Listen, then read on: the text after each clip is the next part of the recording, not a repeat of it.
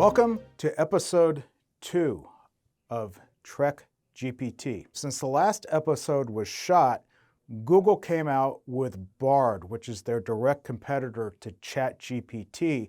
So we're going to show you a test. We're going to enter a prompt into ChatGPT, and we're going to enter the same prompt into Bard, and we're going to kind of do the Pepsi challenge. If you don't remember the Pepsi challenge, 40 years ago, Pepsi started running ads where they showed people doing blind studies.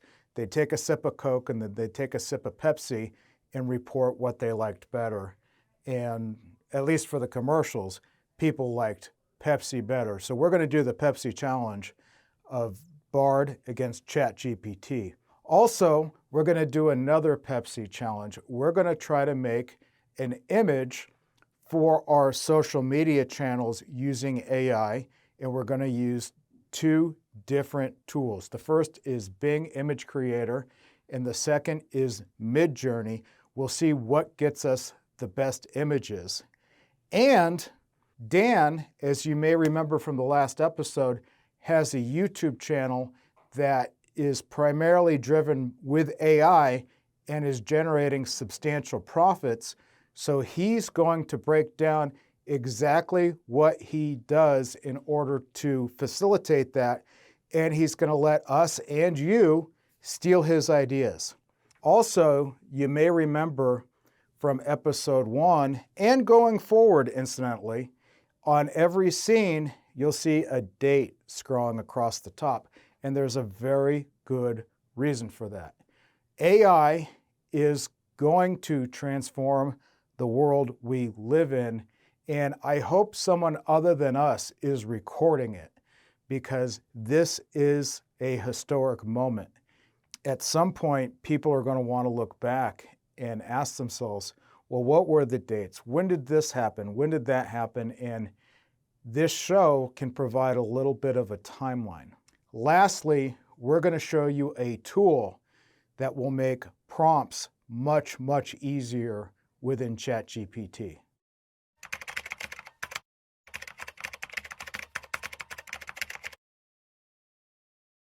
We got an invitation just now, finally, to test out Google's Bard.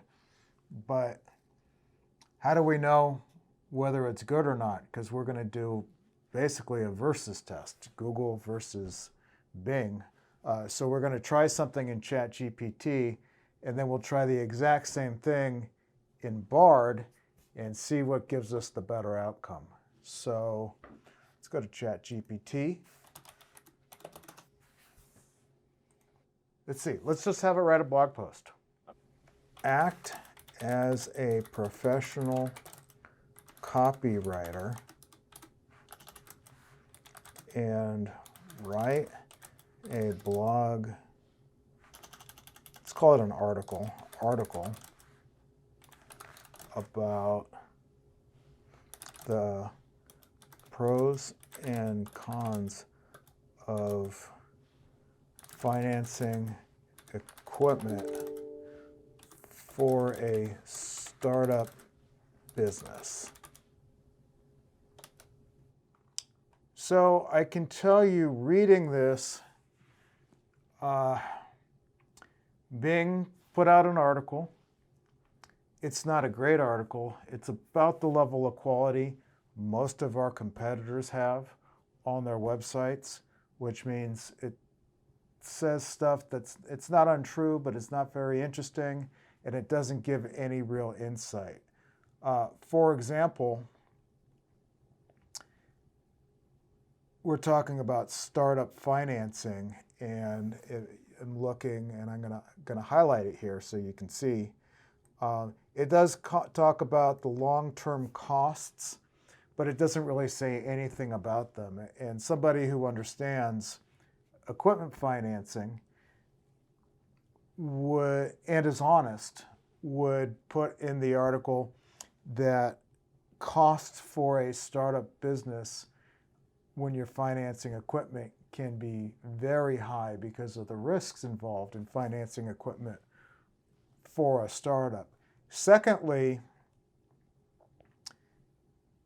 what I don't see here is mention of the fact that it's very difficult for a startup business to acquire equipment financing.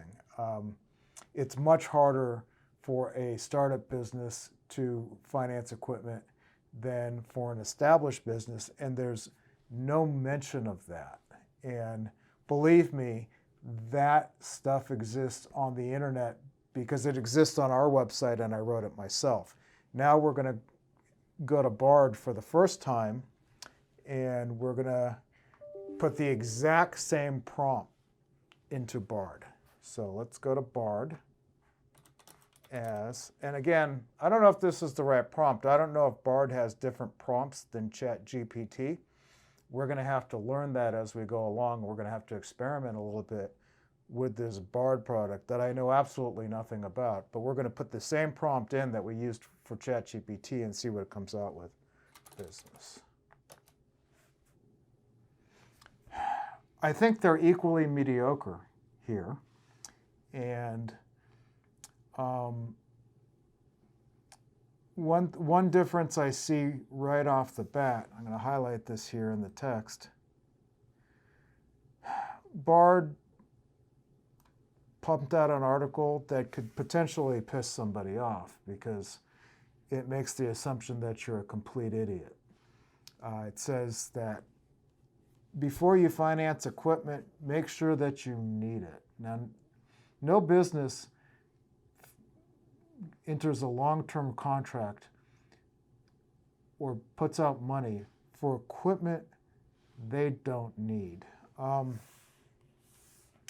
In neither case did they put out an article that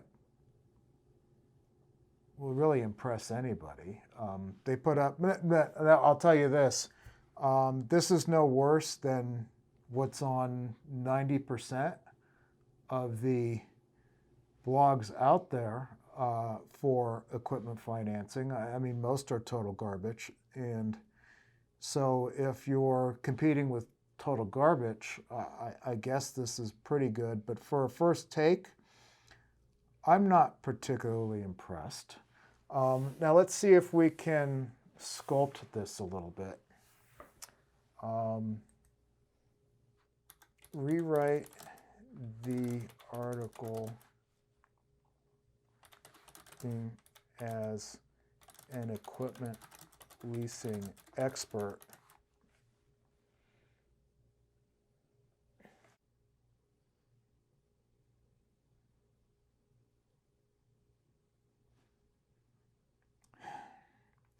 So it's very important you don't copy and paste things from the AI without reading them.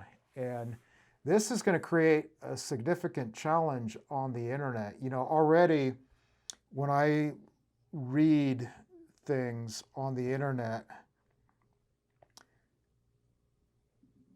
a lot of times they are incorrect, and you can only know that if you actually have intricate knowledge of the subject you're reading. Now, I said act as a New York Times reporter writing an expose, and Bard just told me a lie. It said, a recent New York Times expose found that startup businesses are often charged higher interest rates and fees than established businesses when they lease equipment. That's not true.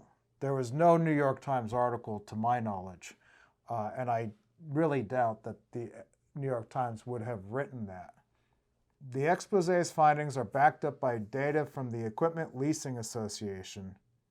There is no Equipment Leasing Association. I mean, there are equipment leasing associations, but there's not one that's called that, which found that the average interest rate for a startup business leasing equipment is 10%.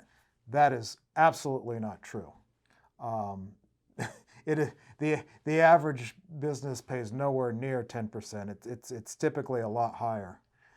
The association, now a tell is round numbers too.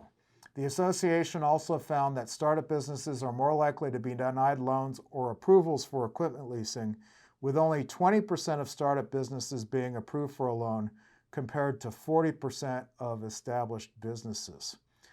Now, this fictional association and fictional numbers. Now this is Bard. You got to be very careful. And again, this is the beta. It's March 29th. And the beta is just out. But from what I'm seeing so far, we've seen some inaccuracies in ChatGPT, but nowhere close to this. You got to be very, very, very careful. If I was a stock trader, and let me preface this, I am not, and I am not a stock trading expert, so don't take any of my advice. But I would, if you think about it, Google has close to a monopoly on search. And based on what I'm seeing, Microsoft or Bing has a huge head start. I would be buying Microsoft stock because remember, Bing has only one direction to go. They have close to zero in search, and search is a wildly profitable business. When I say search, I mean the pay-per-click advertising space where you pay $5 or $10 every time somebody clicks on your ad.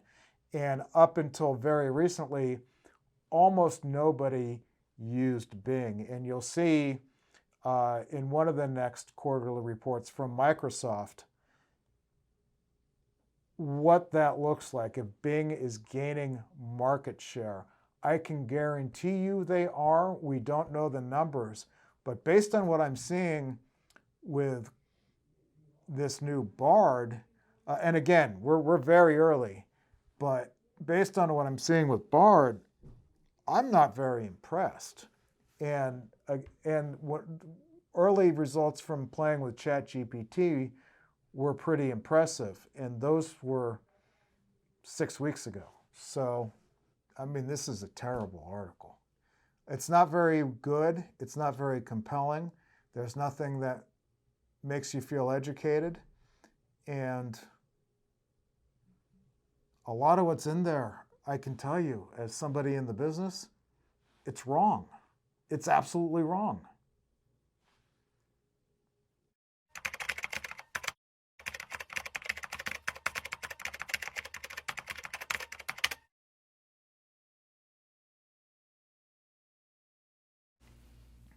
Okay, so one of the cool things that AI can do for you is it can make pretty good drawings, photos, and images and things of that nature. And the trick seems to be the more specific you get with it, the better the results are. So we're going to test it out. I'm here with Jen. We're going to create the image of our mascot that Jen came up with. Why don't you tell the story, Jen? So we had this idea of what is happening with our industry right now with AI is the business owner is really changing how they're changing the way that they do business. And we are competing with AI at this point. So with that being said, our image that we're putting out there is a businessman or business person who is also changing into more of an AI superhero. I was going to say he's morphing into a superhero. And we talked about naming him Trek. Well, I didn't come up with the name of Trek. You guys did, which explain what Trek actually means. Trek represents the journey that we're taking our viewers along on the show because it's our journey and it's their journey too. And the easiest word we could come up with was Trek. I love it. And then I had said, why don't we humanize Trek? Make Trek either a morph of a person / superhero where Trek is actually just your everyday business owner. And he goes by Trek when he morphs more into his AI. So it's the idea of this possibly superhero / comic book character that is a person, business owner, but then also rips off the suit jacket and he's a superhero and has like an under or a skin layer of like AI and all sorts of computer images all over him. Yeah, and so what we're going to do, we're going to talk through making Trek and making an image of our avatar using the Bing image creator. And then once we get that dialed in, we're going to copy and paste the prompt that we made in Bing image creator into Midjourney, which is another commercial image generator using AI. And we'll see, we're kind of going to do a Pepsi challenge here, see whether the Bing image creator or Midjourney gives us a better image. I love it. So we're just going to start Bing versus Midjourney. Bing versus Midjourney. And we're just going to start with some basic prompts. And you'll see as we get more granular that the images get better and better. So we're going to start with show a business man in a suit. Show a businessman with tearing off a suit. Showing he is a superhero underneath with Cool.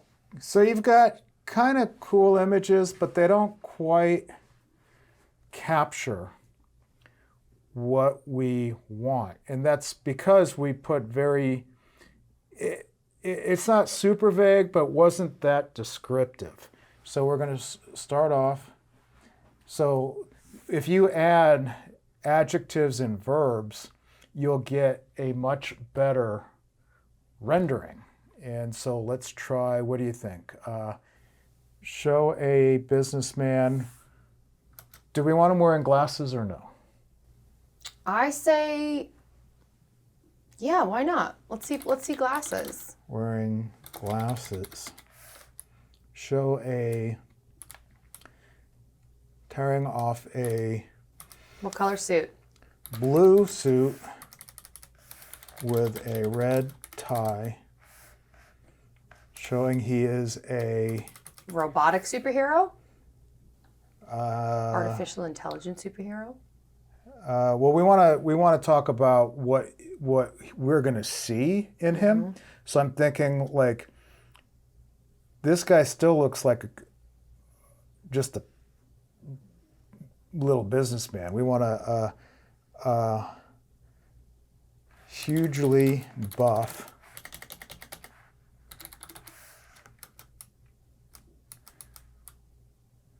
red tie.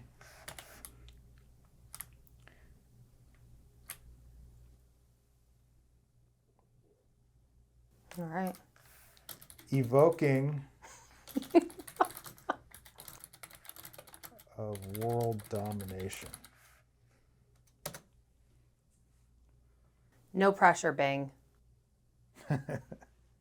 Let's see what we get. Do, do, do, I think we'll have to go a little bit deeper from this. Okay. I think it's funny that it always gives an image without even a face or a head. Now let's try it in Midjourney. That's a lot better. Interesting. Okay. That's a lot better. So it is a lot better. You get what you pay for because Bing Image Creator was free. We just subscribed to Midjourney for $10 a month. Mm-hmm.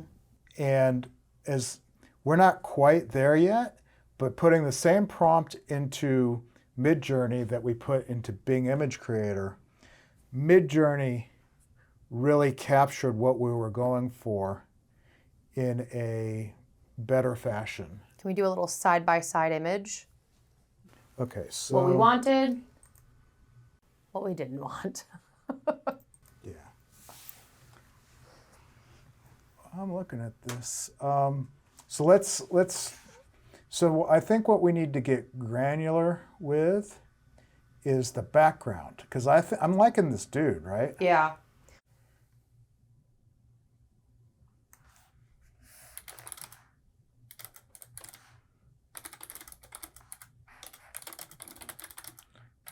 Nerdy self in the background. How's that? Mm-hmm. Show a handsome, I don't know if we need the glasses. Shredding off an expensive.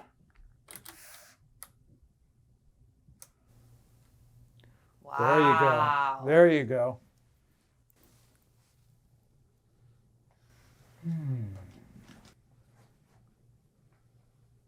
That's crazy. Wow.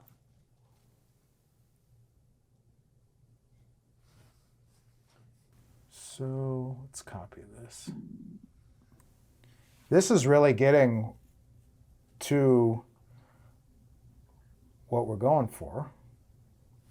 So if we click What happened to the expensive suit, though? The one on- upscaling image 1, what's crazy is Jen and I are not artists. We're certainly not AI experts. And in 5 minutes, we've come up with a better art than if we hired an agency and waited a week. Mm-hmm. Plus, we would have paid them $1,000 for these renderings. At least they'd probably have to either hand draw it and then digitize it into some sort of Photoshop or create the image again, whether drawing it onto some sort of program onto a computer, and that could take hours. You have to think of people who create logos, wow. So now we can make variations, we can change the light. So let's make variations. Let's see what that does.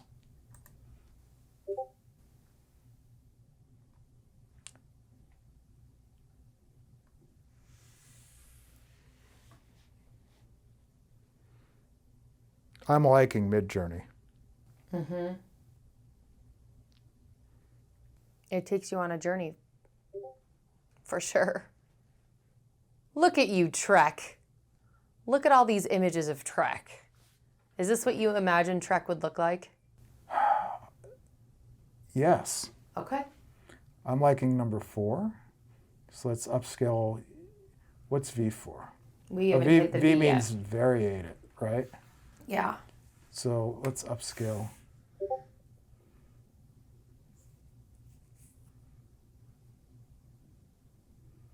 So U is for upscale, and V is for variations of it. So we're taking that image of the 4 images and putting in a variation of that. Is that what this is? We're going to test it in a minute because I want to download the image that it upscales. Ah, got it. Because I'm pretty sure this one's what we're going to use. So the waiting part seems to be a challenge because there can be a lot of people on the server. However, that's just us being humans and being impatient because, in fact, it feels like a long time, but it was about 45 seconds we sat here. We got bored, but we just made an insanely cool graphic. And it took us more time to set up these cameras than to make the graphic. Mm-hmm. So let's download. Or to even come up with the description versus the graphic coming about. That's exactly what we want. That's exactly what we want. Check you out, Trek. So here on the screen is our final image. So here's a quick hack because we really like this image, but we noticed when we were looking at it, there were too many fingers on the character. And that seems to be a common problem with AI. And so what we did is we sent that image to somebody in another country through a website called Fiverr, Fiverr.com. And for $7.89 or something like that, it was under $8. We got the image fixed and it was turned around in less than 1 business day. So if you get an image you like and it's not perfect from the AI and you know exactly how you want it fixed, sometimes it's easier just to get a human involved. We were able to create and distill exactly what was in our heads into the image that we want to represent the show with. Mm-hmm. And that was just us brainstorming. And the brainstorming took way longer than the artist renders. About 20 to 25 words to describe the image that we were looking for, a few tweaks along the way, and a total of 15, 20 minutes from start to finish. Gary Paul Thomas, aka Trek. Nailed it.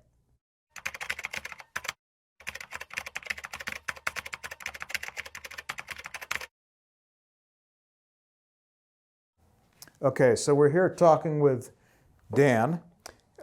During episode 1, during our brainstorming session, we uncovered that Dan has a YouTube channel that he built using ChatGPT. And I wanted to take an opportunity here to break it down step by step, because it's easy to tell you, oh, just do this, but if we don't show you how, it's very difficult oftentimes because this is a new technology. And if you're not familiar with all the different ways that different sites and everything works on the internet in terms of setting up marketing and business assets, it can be very difficult. And so we're going to do 3 things here. We're going to ask Dan to break it down step by step and how he actually set up this business, not just, oh, I thought of this, but where he actually went and what the actual steps were. And then in a future show, we're going to set up a new channel so we can show you specifically how we did each of these steps. Hey, Dan. Hey, how are you? Good. Good. So first of all, let's talk again about your YouTube channel. What's the name of it? It's called Blurred. Hello, and welcome to Blurred, your go-to channel for all things cars. It's a channel about classic cars. Classic cars, muscle cars, everything about cars. Yep. How did you get to the point where you had this idea, I'm going to make a YouTube channel using ChatGPT about classic cars? Was there something that kind of started that idea? Yeah, so the most important thing for me as a content creator is communication with my audience. And ChatGPT is such a huge tool when it comes to communication. Writing scripts, being able to just using our words, everyday words. It's hard to put that into actual writing unless you've gone to school or you have some kind of education when it comes to understanding how to write scripts and how to put words together and those kinds of things. And that's where I kind of struggled. I've always wanted to have a YouTube channel, but how do I put the words together? You know, how do I, because I'm not in front of the camera, I'm building videos, I'm hiring other people to build the videos for me. Sure. So I got to put the script together for the script writer, or I got to hire somebody else. And I just felt like it was too costly to hire so many people. I had to do some of the work. Right. And then all of a sudden I found ChatGPT. And so I was able to use ChatGPT to help me put what I want to say into words that will communicate well with my audience. And that's really where ChatGPT comes in, because you can give it just an idea of what you want to do and give it the right prompts, and it will write out a beautiful script. Now, of course, you do have to, go through that script and do your editing with it, but in general, it allows you to do hours of work in minutes.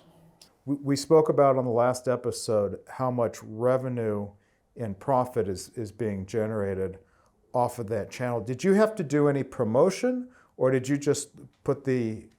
No, YouTube does most of the promotion for you. I mean, other than connecting my other social media accounts to the YouTube page, where I'm just spreading, the content out through different social media avenues.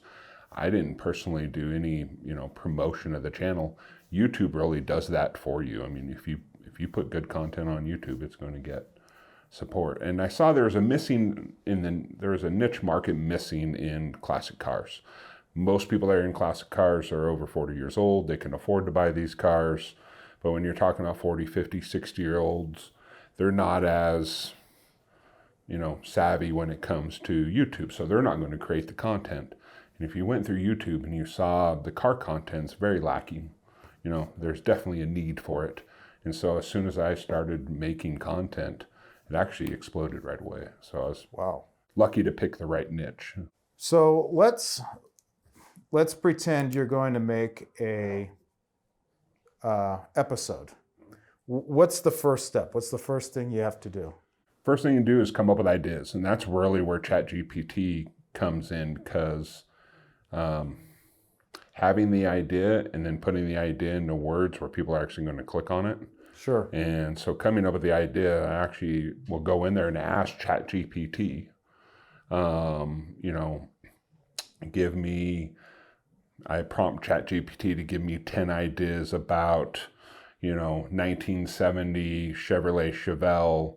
What was it like to own a Chevrolet Chevelle? Give me 10 ideas of what it was like to drive a Chevelle SS in the 70s. Okay. And it will literally give you 10 ideas in ChatGPT. And you can take those ideas, you might like them, you might not, but now you're starting to narrow down what your ideas are, what sounds good, And then once you have that idea, now you can prompt ChatGPT to be able to build the script based off your idea. So, write me a script that is going to be exciting for the viewer, is going to have the best search SEO within the script is important. And so it's always going to be using keywords, and I'll ask it, give me 10 keywords for this idea. Include those 10 keywords in the script. Make sure that the SEO in the script is very strong. And as you prompt ChatGPT throughout the process, it's going to give you your introduction to your YouTube video that you're going to do. It's going to give you title ideas for the YouTube video that you're going to do, and then it'll actually give you the script. Now, the one thing I will say is it's not as easy as it sounds. You really do have to spend some time reading through that script. It's still AI. It's still produced by a computer. Right. It's not going to speak like you and I speak. Okay. So when you read it, it doesn't read right when you say the words out loud.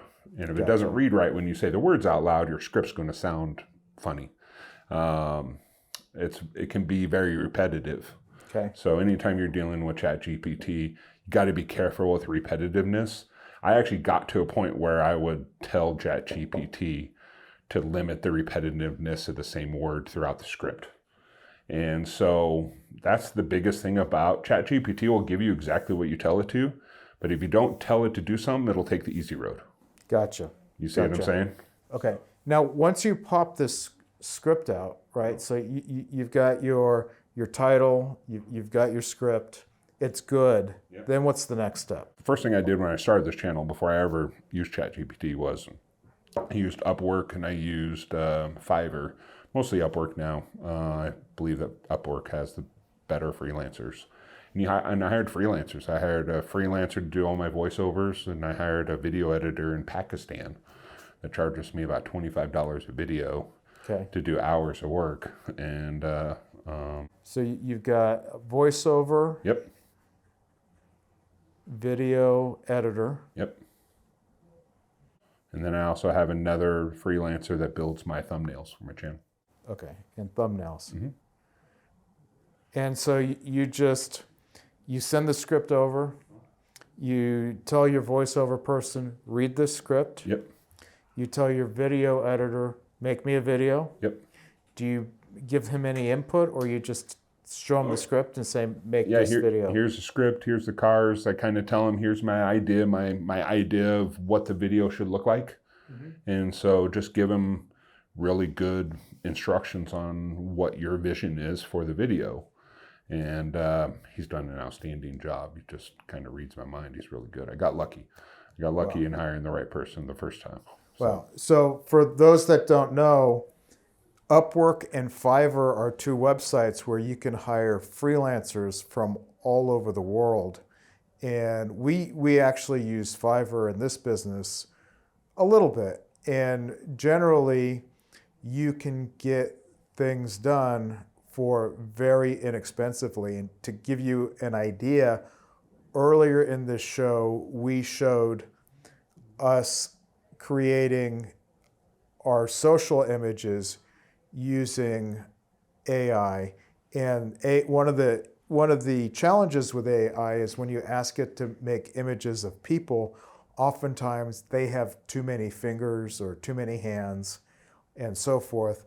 And instead of trying to mess with the AI, we spent $7.98 having somebody in Pakistan change the image so it had the right number of digits, fingers, and we had that asset delivered fixed in less than 24 hours. So we'll, for those of you on the email list, we'll email out links to the different freelancer websites along with some quick and easy tips on how to best hire a freelancer.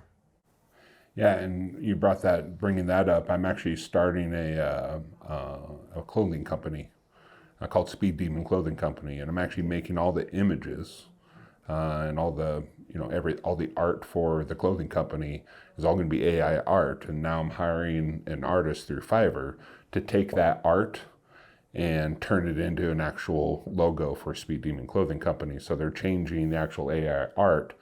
They're keeping the AI art as it is, but changing the wording inside the AI art. If you haven't noticed, when you tell it to use words, it doesn't actually use like real words. Right. It doesn't. Yeah. And so I'm actually hiring somebody for $10 for $10 each to just make it say Las Vegas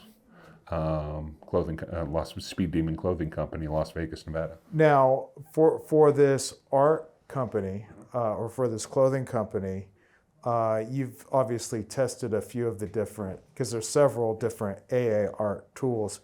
We were playing around with Midjourney. That's exactly right. And we found it to be the best. Absolutely, 100%. Yeah, okay. Midjourney is definitely your best way to go. Okay. So this is surprisingly easy. I mean, there's the concept of it is easy anyway. It still takes a human brain and human eyes to look at it, but you've just basically laid out in a few easy steps how virtually anybody can find a niche, create a YouTube channel, and start selling. Yeah.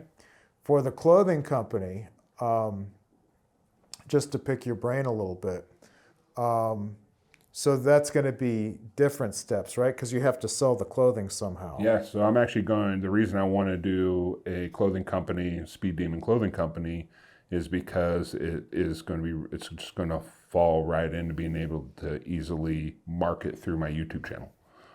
Because my YouTube channel is all about cars, Speed Demon Clothing Company. So I'm actually going to feature my clothing company on every single one of my videos. Right. So you've already got an audience, so you might as well show that audience things that they might like to purchase to make more money or more profits off of this channel that you've already built the audience for. Correct. That's pretty awesome. And here's a recurring theme that you're going to see throughout this show is once you have an audience, it's really easy to sell things to that audience. And so the initial focus, more than anything, should be to attract eyeballs. Once you have eyeballs that are interested in a particular market, those eyeballs are likely a certain percentage of them, if you show them something related to that market, are going to buy. And if you can build an audience relatively inexpensively, it's actually not that hard to make money off the internet, where most people struggle is in that building an audience part. As we're going to show you in the next episode, it's not that difficult if you have this proper steps right and you use tools like a YouTube. It's not as hard as people think to actually build that audience. You just have to find an audience that people are interested in. Yeah, and then the biggest thing that is the hardest thing about being on YouTube and starting this is doing exactly that. It's starting. Everybody says, oh, I'd love to do that. I'd love to do that. I want to do that. But talking about wanting to do something and then actually taking the steps to do it and taking the steps to go on Upwork and hiring the people and having confidence, because you're investing your time. Your time's worth money. And most people, the reason they're not successful on YouTube is because they never started. Well, one thing that you've been extremely helpful with, and we thank you for, is by breaking it down easily like this. Dan's already making money doing just this using ChatGPT, and ChatGPT hasn't been out for very long. So he did this fast, and it's entirely possible, if you're watching this, for you to steal this idea and find your own market and build an audience very quickly and start making money, whether it's through YouTube, because YouTube pays you as a creator. And the other option is to insert a commercial or an ad into that video and sell something to people. And I'm going to give you another example, because there is a company that we have worked with in the past that has a TV show on YouTube, or a show on YouTube about trucking. And they inserted commercials into their videos saying, if you need financing for a truck, click here, fill out this form, and then they would go and sell those leads to a company like ours for $25. So when folks are trying to find ways to make money with the internet, and particularly with the AI, one thing that gets overlooked quite a bit is the importance to any business, large or small, of getting leads. Customer acquisition is the lifeblood of most businesses, and even very small companies like ours will spend easily $20,000 or more per month on customer acquisition. And a large part of that includes the purchase of online leads. Well, if you have the audience already, it's very easy to insert an ad into that commercial, right, and monetize that. So thinking about that when you're thinking about your markets, if you have a market that specializes in a business niche, businesses pay a lot of money for leads. And in fact, whether it is insurance or mortgage or some financial product or software, there are hundreds and hundreds of industries that if you have a viewership, you can make money off of. One last question, Dan, because you brought up how granular you like to get in terms of the prompts. How long, two questions here, is first of all, how long did it take you to kind of learn how to engineer these prompts so that you could force ChatGPT to give you quality information?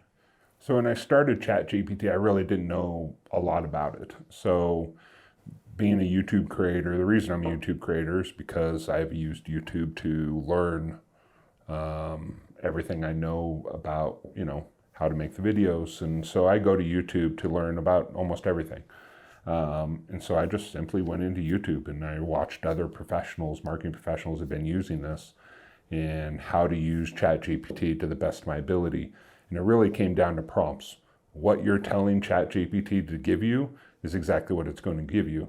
If you don't give it the right information, you don't give it the right prompts, you're not specific in telling exactly what you want, then it's not going to give it to you. It's going to give you something, but if you just tell it, write me a script about a 1970 Chevrolet Chevelle SS, write me a YouTube script for a Chevrolet Chevelle SS.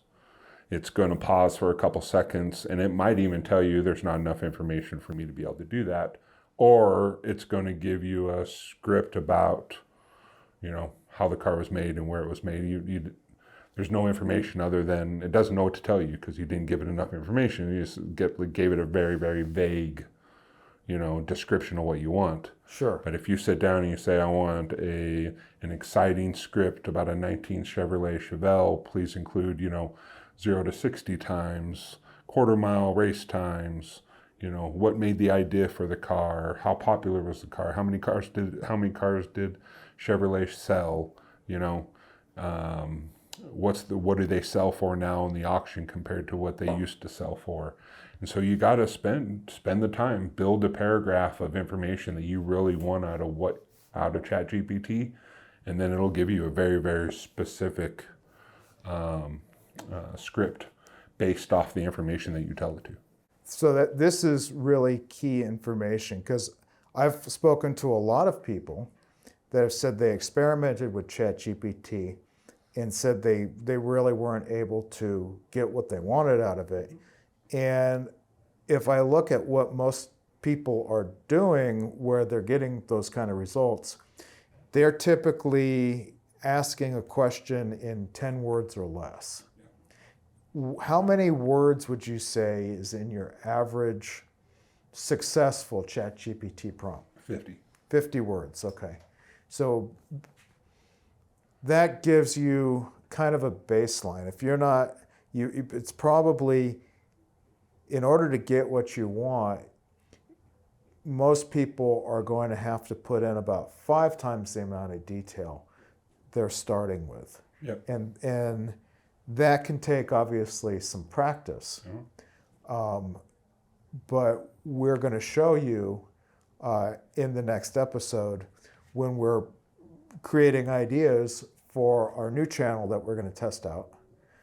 We're going to start out with 10 words, and then we're going to build it up to 50-ish words, whatever's appropriate, and we'll see what comes out so you can see the difference between the two. It'll be a gigantic difference between, and that's what I really learned about ChatGPT, and when I really became amazed at the product, and amazed to the point that it's kind of scary, to be honest with you, because information is so easy to get now.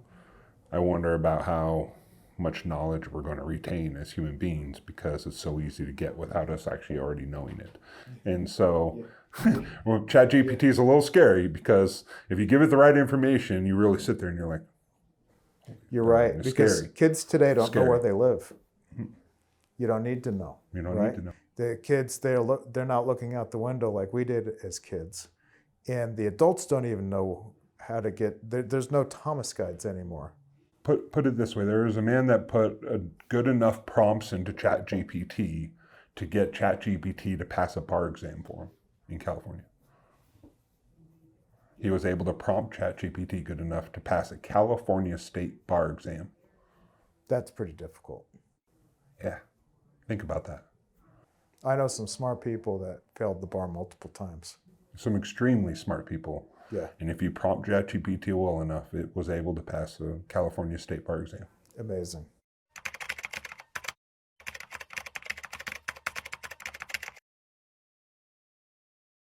So one of the cool things that's starting to come out for these artificial intelligence programs is being able to turn on cheat modes, like in a video game. And one of the hardest things for people to get started with in AI is they'll try to have AI do some marketing or push out some sort of marketing, whether it's SEO or search engine optimization is simply the art and the science of any content you're putting out on the internet, getting it to the top of search results, whether that's in YouTube or Google or Bing or Amazon or any of these other websites. or even filling out a dating site profile and so forth, and you're not really sure the right prompts. And there's actual tools that have come out that will give you the prompts where you just fill in the blank, like those old Mad Libs games. And you can actually come out with some pretty cool stuff. And it's one thing that's really important. If you're signed on to our email list, we're going to send you instructions on how to install this free for ChatGPT, and subscribe to our email list at TrekGPT.ai so that we can send you instructions on how to download this and make it active in ChatGPT if you're interested in these sort of marketing and other prompts. So you see that here we have ChatGPT, just it looks normal, and we're going to turn on our little program here. And now see, it looks totally different. And you can pump out a blog post or a social media post in about 15 seconds. So let's try it. Let's make a blog section. What do we want to talk about? Let's talk about, I don't know, convertible cars. Main point of the section, convertible cars used to be a lot more common than they are now. And we want it to be no more than 600 words. And our target audience would be classic car enthusiasts. And I don't know anything. I don't know any supporting details. I know absolutely nothing about this topic. And that's okay. We're going to see what we come up with.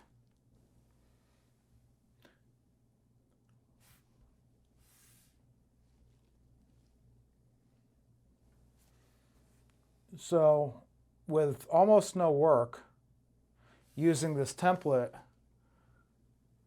I've got this huge article that I hope is right about convertible cars. And let's see what else we can do. Okay, so let's say, let's hope this doesn't happen. I hope to never have to fill out a dating profile. I'm happily married, and I hope that never changes. So, but my name is Rob. Lifestyle, fitness, enthusiast, and ideal match. Nice hair and legs. Going to heavy metal concerts. And no more than, I mean, people don't read very much on dating profiles. Maybe they do, I wouldn't know. But same, no more than 250 words.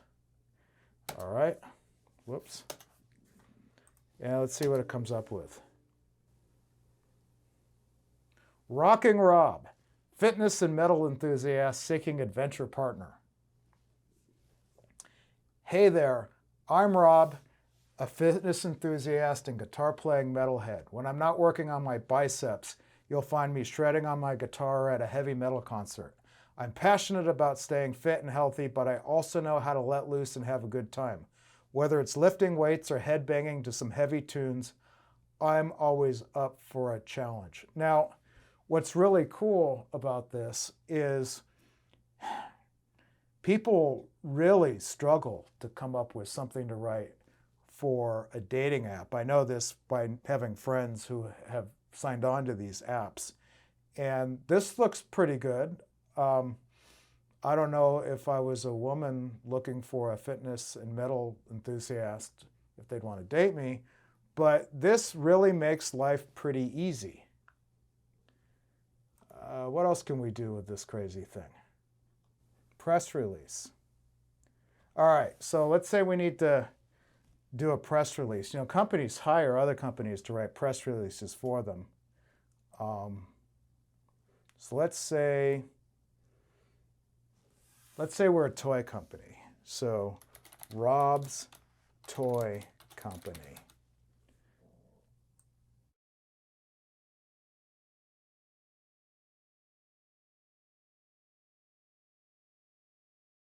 Here we go.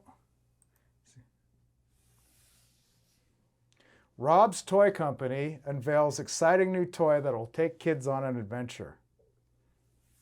We're a beloved toy maker, and I have over 20 years experience in the toy industry. So you do have to be careful with details. You can't just copy and paste because I have 0 years of experience in the toy industry.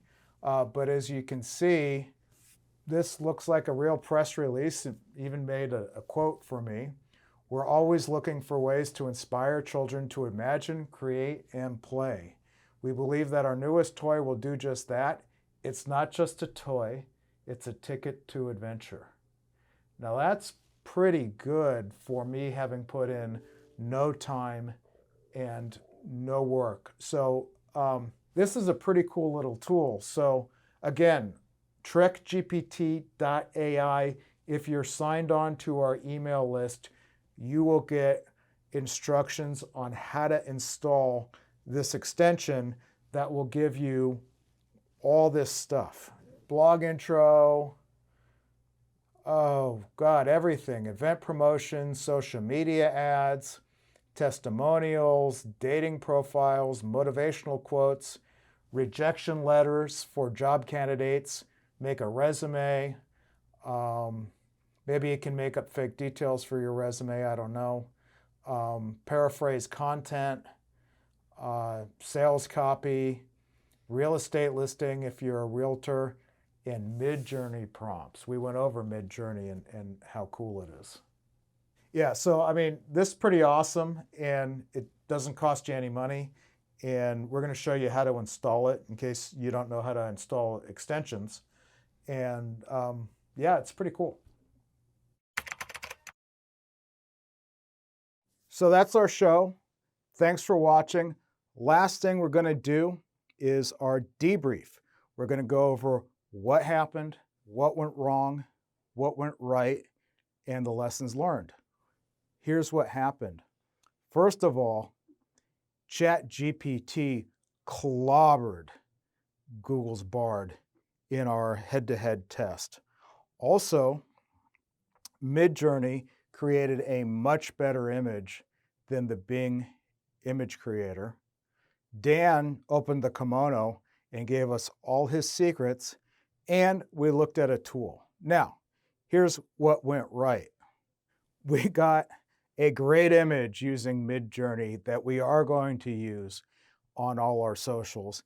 And Dan was very generous in detailing exactly how he uses artificial intelligence to generate profits with a YouTube channel. Only one thing went wrong, and that was that our image from Midjourney had too many fingers on it. Luckily, we were able to get a human involved and fix that issue for $8.